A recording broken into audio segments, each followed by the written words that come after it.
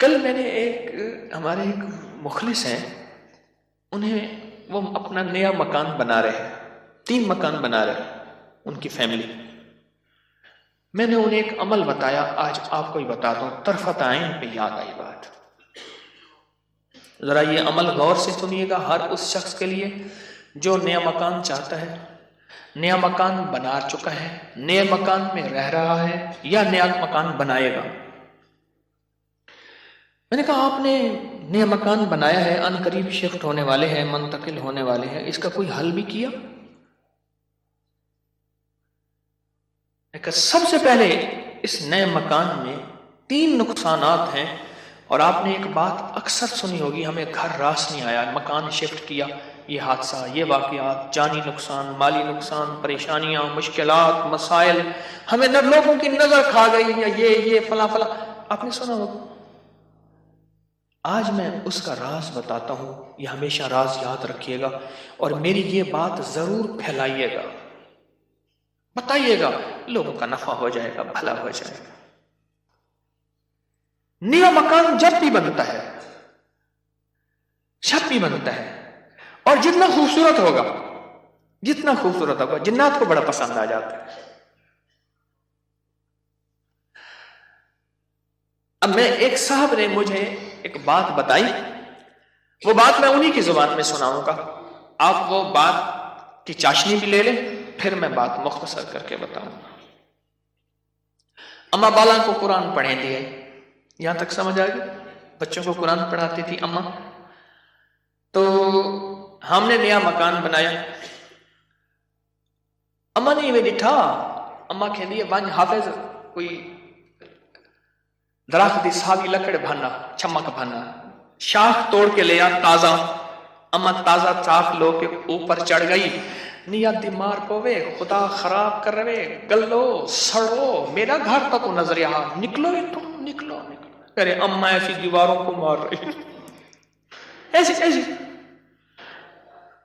ہم نے کہا یہ پتا تھا اماں کے پاس جنات بھی پڑھتے ہیں، آتے بھی ہیں، اماں جنات کا دم بھی کرتی ہے، ہدیے کھانے وغیرہ بہت آتے تھے ان کے گھر، میں نے بھی اماں کو دیکھا ہوا تھا، وہ میری نانی اماں کی بہن بنی ہوئی تھی، ایک دوسرے کو ہدیے دینے لینے کرنے۔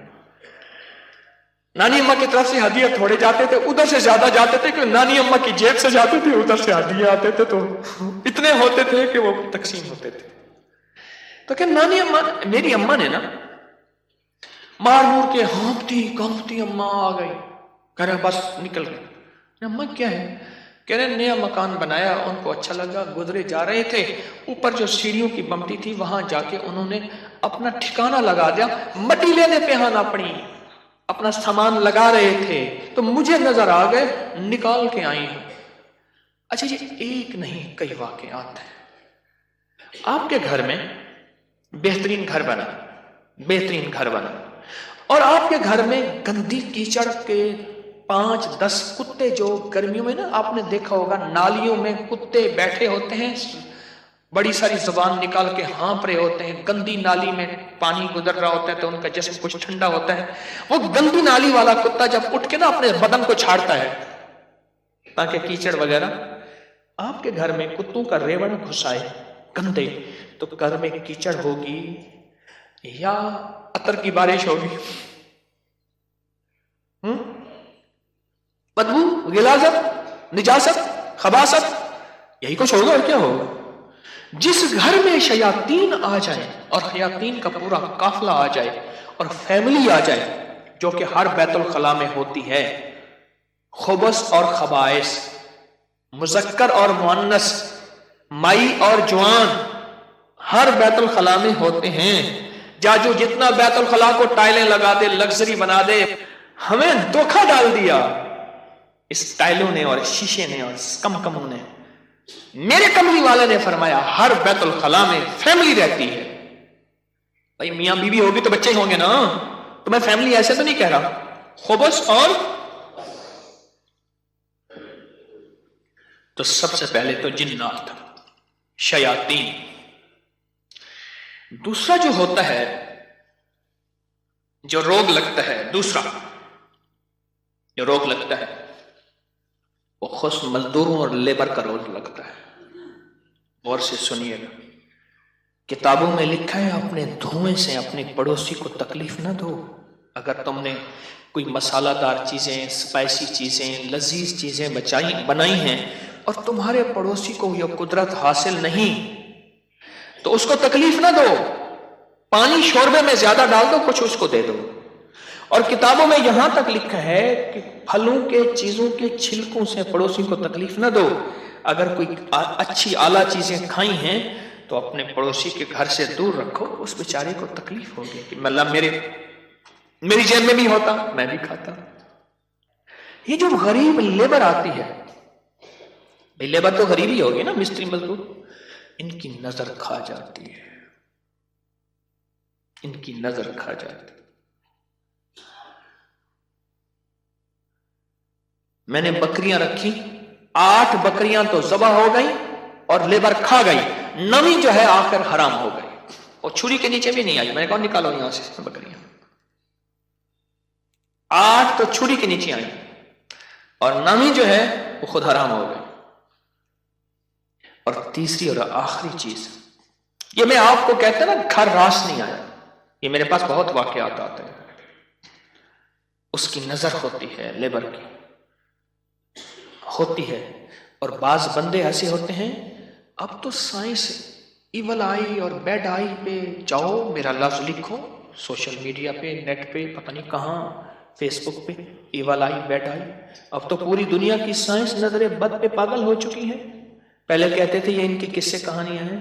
ارے میرے کملی والے نے فرمایا، اور سائنس اس کی ریسرچ کو کہے سچ نہیں ہے تو ہو کیسے سکتا ہے؟ ہو کیسے سکتا ہے؟ حضرت علی کرم اللہ وجہ کے فرامین بہت زیادہ نظر بد پہ، حسنین کریمین کے فرمان بہت زیادہ، آل رسول اصحاب رسول کے فرمان بہت زیادہ، واقعات بہت زیادہ، تجربات بہت زیادہ. اور تیسری اور آخری چیز انہیں میں نے بتائی کہ بعض اوقات ہم اپنے رزق حلال سے کسی سے سامان لیتے ہیں اور اس کا رزق مشکوک ہوتا ہے، اس نے کاروبار مشکوک رزق سے کیا ہوا ہے، اس سے میٹیریل لے رہے. غور سے سمجھے گا، باریک نقطہ ہے. ہم نے اس سے جو میٹیریل دیا وہ رزق مشکوک ہے اس کا. اس کی دلیل میں دیتا ہوں آپ کو. میں ایک بات کہا کرتا ہوں، آپ نے شاید سنی ہوگی کہ اگر میں محسوس کرتا ہوں میرا رزق مشکوک ہے تو اس مشکوک رزق سے کبھی روزے نہ رکھنا. میں آپ کو اکثر عرض کرتا ہوں کسی ایسے بندے سے جس کا رزق طیب طاہر حلال ہے اس سے ادھار لے لے. ٹھیک ہے؟ اس سے ادھار لے کر جس کا رزق طیب طاہر حلال ہے اس سے روزے رکھ اور اپنے پیسوں میں سے وہ ادھار چکا دے. رزق کا اثر ہوتا ہے. ایک بزرگ کہتے ہیں میں نے دعوت کھائی 1 مہینے تک میرے جی میں آیا کہ میں کوئی گناہ بدکاری کروں. صرف ایک دعوت کھائی تھی. واقعات.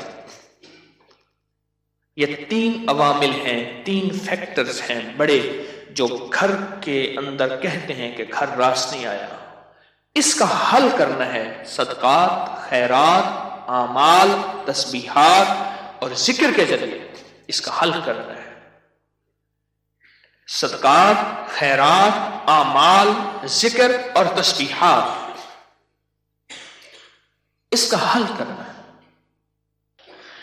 اب یہ سنتے جائیے، غور سے سنیے گا، توجہ سے. نئے گھر میں جب بھی داخل ہوں سب سے پہلے تو یہ سوچیں کہ میں گھر کس رزق سے بنا رہا. یاد رکھیے گا مشکوک رزق، یا آپ نے ایسا موضوع چھیڑ دیا کہ اس موضوع کو مجھے کچھ بتانا پڑے گا. سب سے پہلے تو یہ ذہن نشین رکھیے گا، رزق مشکوک کبھی زندگی اور نسلوں میں چین سکون نہیں دے سکتا، کبھی نہیں دے سکتا. وہ کیسے ہوگا؟ اس کے میرے پاس واقعات. میں ایک چھوٹا سا صرف واقعہ سناتا ہوں. میں نے کئی واقعے دیکھے. پتہ چلا کہ بیٹا فوت ہو گیا خودکشی میں. گرمی تھی، گھر تھا بڑا سارا، یعنی ادھر بھی گھر کے لان تھا، باغیچہ تھا، ادھر بھی باغیچہ تھا. بڑا بہترین گھر بنا ہوا تھا. اس وقت محسوس ہو رہا تھا یہ گھر کو بنے 35-40 سال ہو گئے. چارپائی جب پڑی تھی تو ہمارے ہوتے ہوئے دھوپ آ گئی، تو چارپائی کو میں نے گھسیٹا اور ایک بیل تھی بڑی خوبصورت، اس کے نیچے لے گئے. ایسی وہ بندہ رو رہا تھا. وہ اپنے علاقے کا مجسٹریٹ تھا، میں نے اس کی مجسٹریٹی دیکھی ہے. بٹھے والے کو حکم تھا کہ اتنی اینٹیں پہنچانی ہے ورنہ بٹھا کسی شکایت کی وجہ سے سیل ہو جائے گا. سیمنٹ والے کے ذمے تھے کہ اتنی سیمنٹ کی بوریاں پہنچانی ہے ورنہ تو 2 نمبر سیمنٹ بیچ رہا، تجھ پہ آبجیکشن لگ جائے گا. ریت والے، اینٹ والے، ہر میٹیریل والے کے ذمے تھا کہ تو نے پہنچانا ہے. بہترین مکان بنا، بہترین مکان بنا. اس گھر میں رہا اور کبھی سکھ کا سانس نہ لے سکا. بیوی مر گئی، بیٹا اڑ گیا کہ میں نے ماں کو گھر میں دفن کرنا ہے. جو گھر کے پچھلی طرف کا باغیچہ تھا وہاں ماں کی قبر تھی، اور خودکشی مار کے کہنے لگا مجھے ماں کے قدموں میں دفن کرنا ہے. 2 قبریں گھر میں بنی ہوئی تھی. بیٹھا ہوا تھا، ریٹائر، مر گیا اور پھر اس کا کوئی وارث نہیں تھا. وہاں پتہ چلا اس شہر میں کہ ہمارے مرشد آئے ہیں. کچھ لوگوں کو بھاگے بھاگ آئے. ایک بابا آیا ریٹائر، تو میں نے کہا بابا جی مرشد بس میرے گھر چلیں، دعا کر دیں، کھانا کھا لیں. میں نے کہا کس لیے؟ میری دعائیں ہوں گی. میں نے کہا ایک چیز پہ دعا دوں گا کہ اس بابے کی آپ نے خدمت کرنی ہے. تو خود بھی بابا ہے، اس کی خدمت کرنی ہے، اور اس بابے کی موت تک وہ بزرگ بابا وہ بھی زندہ ہے، اس کی خدمت کرتا رہا اور وہ دعائیں دیتا رہا. میرے اپنے چھوڑ گئے کہ حکیم صاحب تو آیا اور کسی کو خدمت پہ چھوڑ گیا کہ میری چارپائی دھوپ پہ پڑی ہوتی تھی، میرے اندر سکت ہی ختم ہو گئی. ایک بڑھاپے نے مارا، دوسرا غموں نے مارا. بڑا لمبا واقعہ ہے. سب سے پہلے رزق کے حلال نسلوں کے لیے راحت ہے، اور دوسری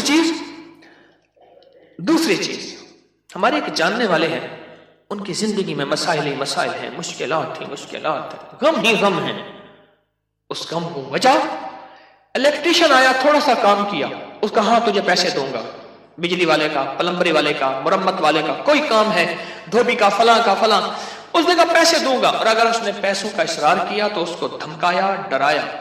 چھوٹے چھوٹے لوگوں کے پیسے کھاتا گیا، نسلوں میں غربت، تنگ دستی نے کھیل لیا.